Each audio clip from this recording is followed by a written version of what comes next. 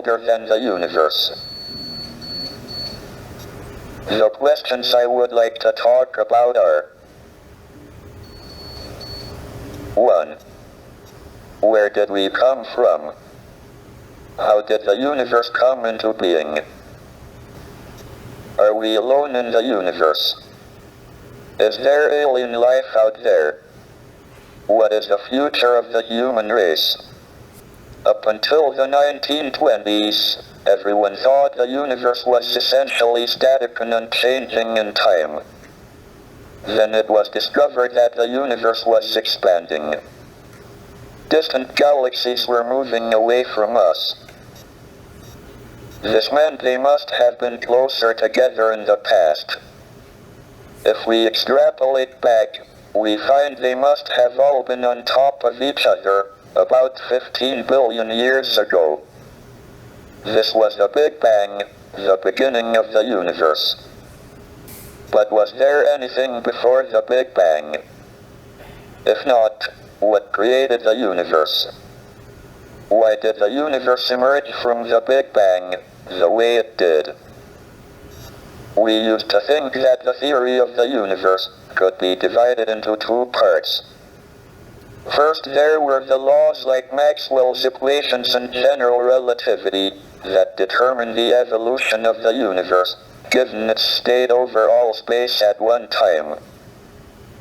And second, there was the question of the initial state of the universe.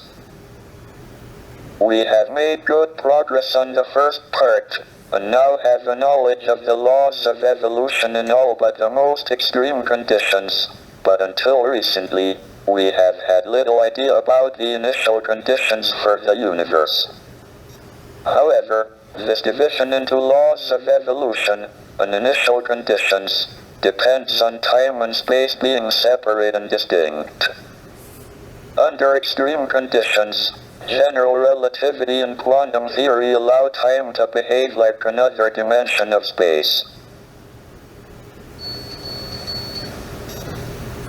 This removes the distinction between time and space, and means the laws of evolution can also determine the initial state.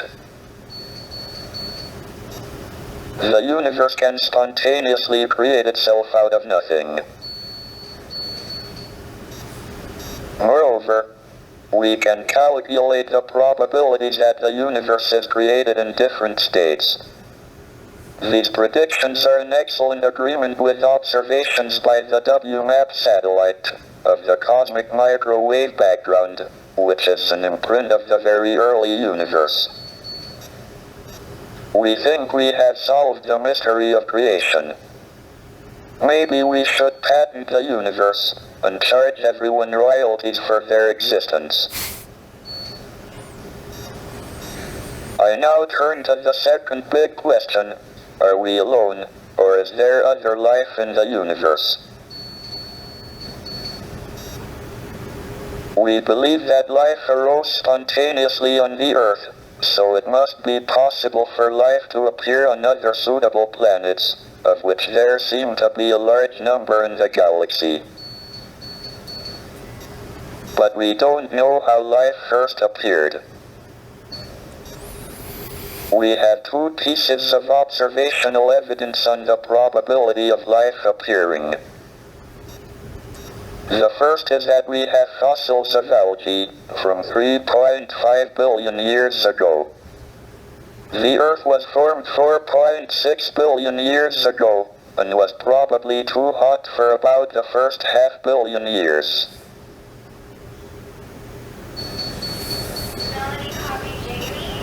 So life appeared on Earth within 500 million years of it being possible, which is short compared to the 10 billion year lifetime of a planet of Earth type. This suggests that the probability of life appearing is reasonably high. If it was very low, one would have expected it to take most of the 10 billion years available. On the other hand, we don't seem to have been visited by aliens. I am discounting reports of UFOs. Why would they appear only to cranks and weirdos? If there is a government conspiracy to suppress the reports and keep for itself the scientific knowledge the aliens bring, it seems to have been a singularly ineffective policy so far.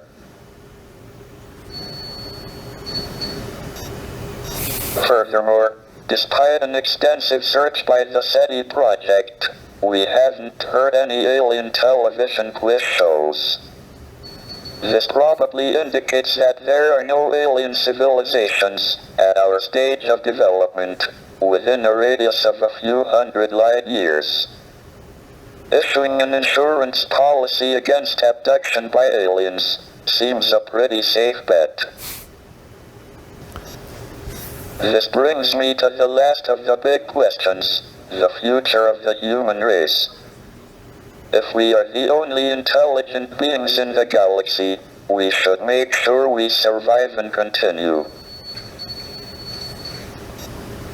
But we are entering an increasingly dangerous period of our history. Our population and our use of the finite resources of planet Earth are growing exponentially, along with our technical ability to change the environment for good or ill. But our genetic code still carries the selfish and aggressive instincts that were of survival advantage in the past. It will be difficult enough to avoid disaster in the next 100 years, let alone the next 1,000 or million.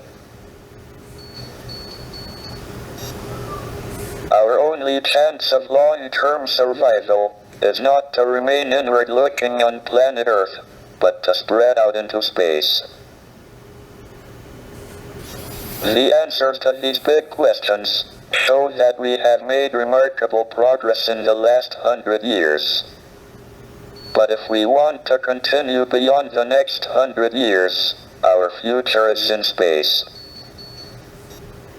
That is why I'm in favor of manned, or should I say, personed, space flight.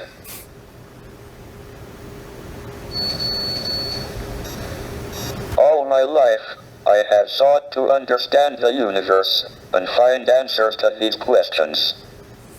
I have been very lucky that my disability has not been a serious handicap. Indeed, it has probably given me more time than most people to pursue the quest for knowledge. The ultimate goal is a complete theory of the universe, and we are making good progress. Thank you for listening. Professor, if you had to guess either way, do you now believe that it is more likely than not that we are alone in the Milky Way as a civilization of our level of intelligence or higher?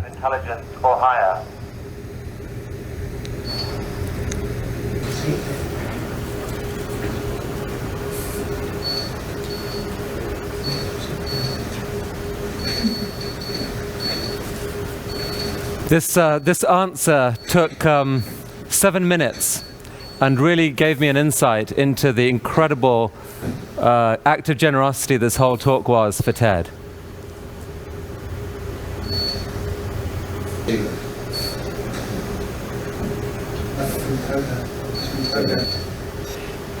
I think it quite likely that we are the only civilization within several hundred light years. Otherwise, we would have heard radio waves. The alternative is that civilizations don't last very long, but destroy themselves. Professor Hawking, thank you for that answer. We will take it as a salutary warning, I think, for the rest of our conference this week. Professor, we really thank you for the extraordinary effort you made to share your questions with us today. Thank you very much indeed.